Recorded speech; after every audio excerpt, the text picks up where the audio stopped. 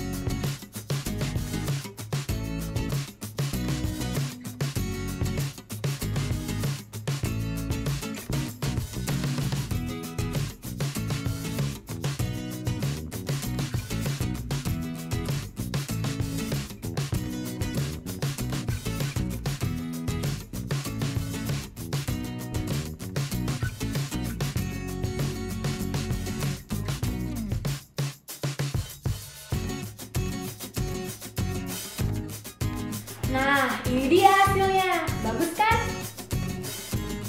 Jangan lupa dicoba di rumah ya. Dadah!